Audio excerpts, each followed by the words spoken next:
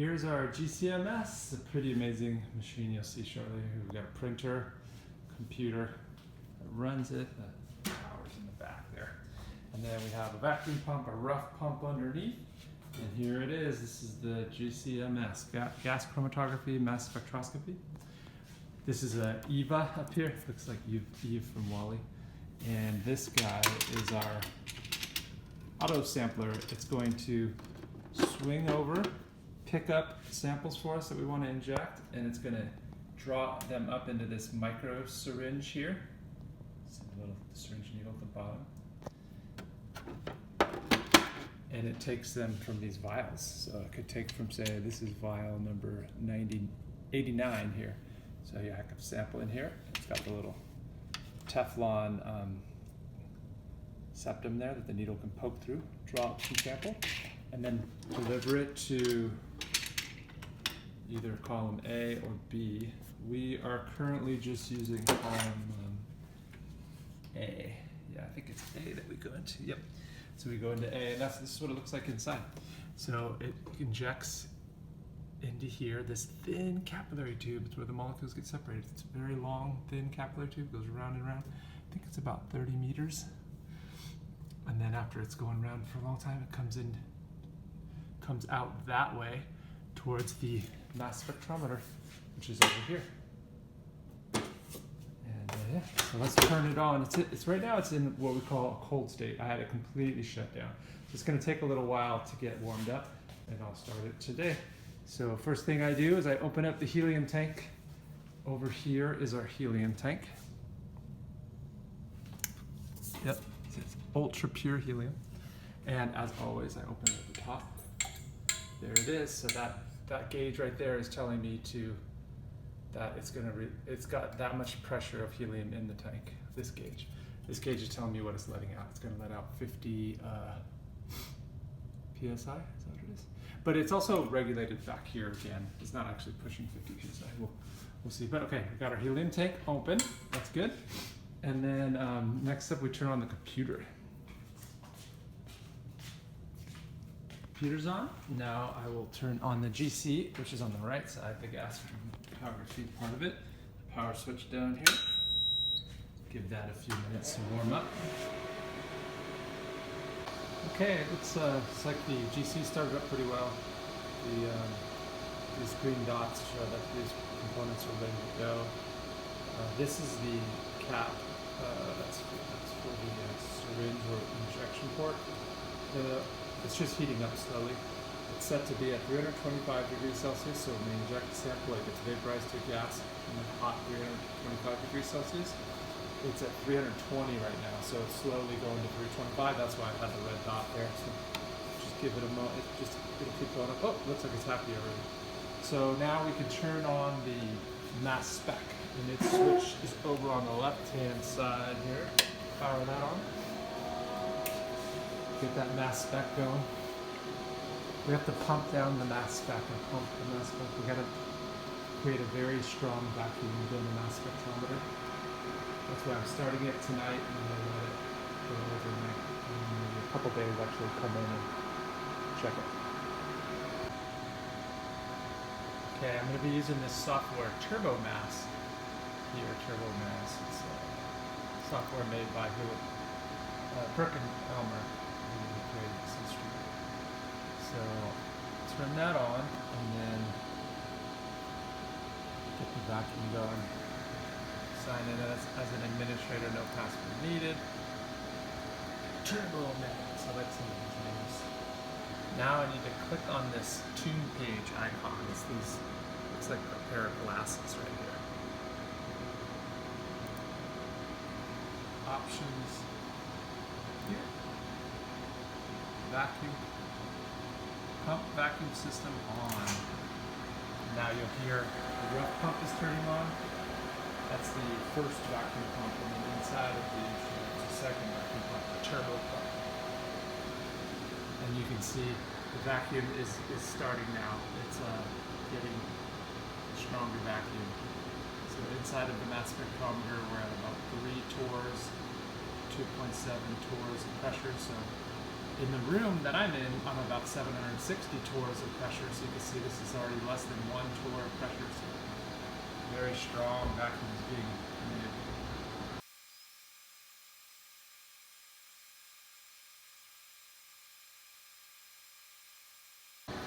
Okay, we've gotten down to about 2.6 times 10 to the negative 5 torr pressure.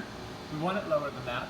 We're going to see what's going on. Right now, I hit press to operate. I'm going to be turning on the what's called the filament of the mass spec. And what that is that's what I refer to as the electron beam, the gun that shoots the electrons at the molecules, ionizes them and allows them to be detected. And so currently what I'm looking at is 4 different mass to charge ratios. This is 69, and that's due to a fragment of the tune gas, which I'm not introducing into the system yet, so I don't see anything there, and I really shouldn't. And then at 18, what weighs 18 in the air?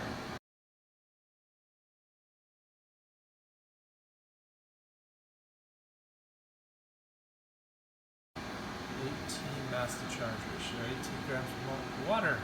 That's water vapor that's leaking into the instrument from the room.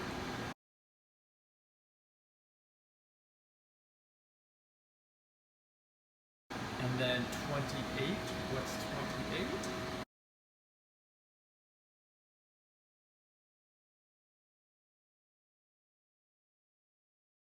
In the air, when you wave your hand around in the air, you feel this mostly. That's 2 nitrogen atoms. That's N2, nitrogen gas.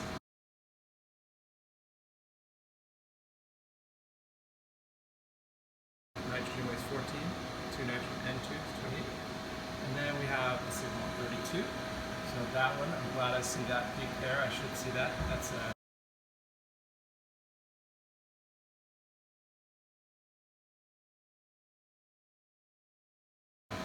oxygen O2. If I didn't see an oxygen peak, I'd leave the lab, go outside by a tree. There's not enough oxygen in there.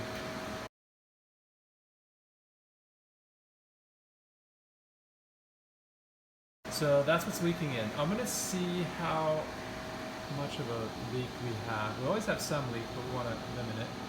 So I'm going to turn on the reference gas or tune gas. There's a button right here. When I click on this, it allows my tune gas into the system, and so I start to see that peak at 69 grow, and then the peak at 18 shrink, water relative. I still see actually a lot of nitrogen, so I've got a fair amount of leaking going on right now. So I'm going to turn back my tune gas back off in order to keep it on, and that number will drop quickly because the vacuum pump is sucking it out and it's no longer being supplied. Okay, so what do I need to do? I need to come over to my mass spectrometer and open it up and tighten some things, because the instrument was off for a while. I got cool to room temperature, and when we run it, it gets heated. So when you go from hot to cold, a lot of times the nuts get a little loose. You just tighten them up. So I'm going to make sure the oven's not too hot currently. It's right now at 50 degrees Celsius, not too hot. I can open this up. Okay, so I'm going to be tightening some of these things here. I'll tighten this, I'll tighten that. I tightened all those nuts, and it still has the nitrogen signal stronger than the 69 signal for the reference gas. So I'm not sure what's going on, but I'm going to just let it sit overnight and check it next time.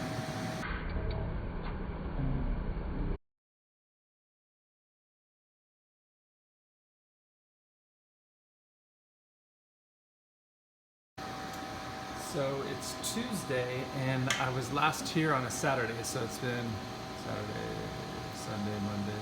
It's been a few days since I was here, and the vacuum has pulled a lot lower, 10 to the minus 6 now. And I still have mass to charge 18 displayed for water, and I have mass to charge 28 for nitrogen gas, and 32 for oxygen, O2. So these are always leaking into the GCMS vacuum. The vacuum is very strong, but it's still some air that always leaks in there. Let's now check again for our reference gas peak fragmentation 69. Ooh, yes, look at this. So now my 69 peak for the tune gas, it's stronger than the nitrogen gas. Nitrogen's at about 21% of it, so this is great. And I'll turn off my tune gas, no need to keep that going. And you'll see the tune gas there was tune gas being put into the mass spectrometer, now there's not any more added to it, so it's what was in there is slowly being drawn out, and then the other ones grow respectively. I'm going to prepare some vials for the samples to be placed in the GCMS. So this one is going to be filled with methanol mostly, and then just a drop of ethyl acetate, because we need very little of our sample. So I've got my methanol here, pipette them up, spit it out, and I will get my vial filled mostly with methanol. I'll fill it basically almost full with methanol. There we go. And then I'll do the same with the other vial. This other vial I'm going to add bromobenzene to. I've got it labeled PHBr, phenyl bromide, bromobenzene. Okay, so I add, this is just my dilution solvent methanol, so I add pretty much full with methanol. Then I just need a drop of my other one. So here's my ethyl acetate. All I need is a drop, and the easy way to do that is just to stick a pipette without a bulb into the bottle. And when you do that, I just stick my pipette, when I stick it in there, it'll grab a little bit, and then all I need to do is put my thumb on the end of it, and my thumb will cause a drop to come out. Let me see if we can see both of those things at once. Let's go. So I'm going to put my thumb right here. Boom. One drop. Done. Now I'll cap it. And I'll do the next one. Here's my bromobenzene. It says it's a 99% pure. The way I'm going to do this is I have a clean new pipette. And I'll open up my bottle. Insert it in, and it'll grab on to it'll by capillary action drop a little bit of bromobenzene. Now when I come down here and I give my thumb a push on the end, one drop fell in, and I'm done. Cap it. We need so little sample for our amazing GCMS. Before I start a run on the GCMS, I do want to check a couple things. The waste containers, which are listed, there's 4 of them right here. I want to make sure those aren't full, so let's look at those. You just grab it. Yeah, it's empty. See how it's open there? That's where the waste gets put through the top of that vial. That one's empty. Looks empty, looks good. So these are usually always empty for us. A little bit of residual from before. Okay, and then I want to, even more importantly, I want to make sure my wash vials are full. I fill all 4 of these wash vials with methanol. So they should all have methanol in them. Yep, looks good. Ooh, that one's a little low. I'll have to fill it up some more. Yeah, so I'll go put some more methanol in this one and bring it back. I'm first going to run this ethyl acetate. It's again mostly methanol in here. 1 drop of ethyl acetate. I'm going to put this in position 1. I'll put it right there in 1. Got to make sure it's all the way down. Sometimes when you put it in, it kind of gets caught up where it's high. You don't want that. You want it all the way down. I'm going to run this ethyl acetate sample with this method I created for another ester of banana oil. So the method, here I'll look at the mass spec method at first. I'll open it up. It's going to have a solvent delay, so the mass spec won't turn on until after 2 minutes. So from 0 minutes to 2 minutes, the mass spec is off, the filament is off, nothing's getting ionized, everything coming off the column is just sucked into the vacuum, we don't detect it. But then at 2 minutes and 0.05 seconds, we will have the mass spec come on. The filament turns on, so molecules coming out of the column are ionized and they're detected and we'll see their spectra. till 12 minutes. So that's our mass spec run. Let's look at the GC run conditions. So it's going to come through the GC. It's going to take 12 minutes total. Going to inject a half a microliter of our dilute sample, the sample that's mostly methanol with a little bit of ethyl acetate, 1 drop. And we're going to start off at 50 degrees Celsius, and then it's going to, for 1 minute, it's going to hold that temperature, 50 degrees Celsius. Then at the 1 minute mark, it's going to start heating the column at 25 degrees Celsius per minute until it gets to 300 degrees Celsius. And then it's going to hold that for a minute, and that'll be our run. So yeah, let's try this one. So, and it's taking from vial 1, that's where we put our vial, position 1. So I'm going to highlight row 18, and I'm going to click play. Okay. Save changes, yes. Yes to all. Now it should be sending this information on how the run should work, the GC information and the mass spec information, over to our GC and mass spec, and after a little bit of time, we should see Eva start moving around and doing her auto sampling. You don't want to mess with Eva. She's got a gun on this side. She can protect herself. Her little flipper's cool with that gun. Ooh, if she finds a plant, she's on it.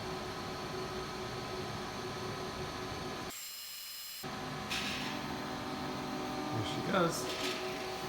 First, she's going to go over to this magnet that will orient her. Oh, actually, never mind. She went into the wash solvent. No, she didn't go into the wash solvent. She's going into our sample, sorry. Sample 1, and now she's going to put that into waste. Putting that into one of the waste containers. So she drew up some of our sample to condition the needle. Now she'll draw up again. Put this into waste. I think she does, I have her set to do 3 washes. 3, not washes, 3 conditions. Or maybe just 2, we'll see. Oh, that was, now she's drawing up sample and she's pushing it back. She's going back and forth with it in order to get rid of gas bubbles. Try to avoid gas bubbles in the draw. So now she's sucked up our sample. She's going to bring it over to our injector. She's going to go into A or B. Let's see. She's going to A. Maybe you can see it. There she is. Oop, she just injected the sample. And so now our sample is traveling through our GC, our gas chromatography column. And let's see what she does as the sample is traveling, getting separated currently. She's going over to a wash vial. She looks like she's taking from wash vial number 1. And then after she takes from wash vial 1, she'll go over to the waste container and put that in the waste.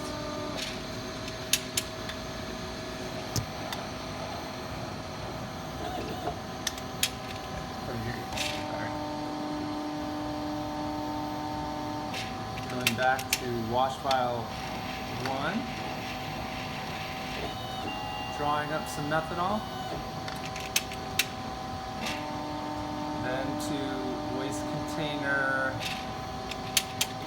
2, looks like.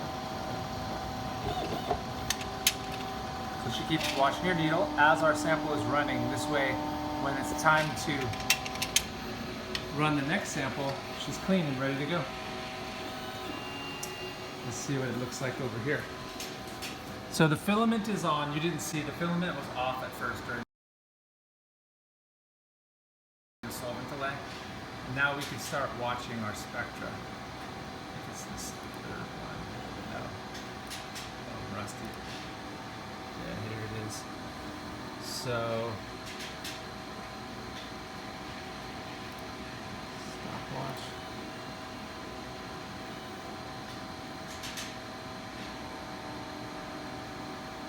We are, oh wait, so the filament, I'm sorry, I had this wrong. So the filament is currently off. We're in the solvent delay time. We don't want to detect the methanol, which is mostly what this vial is.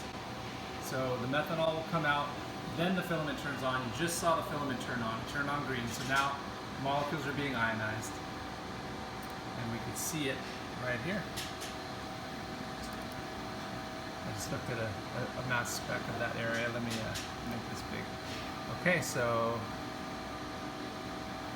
here's so far not much going on.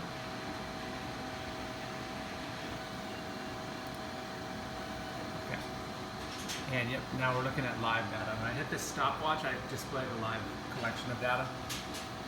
So nothing going on yet. I'm gonna guess ethyl acetate comes out about 3 minutes. We'll see.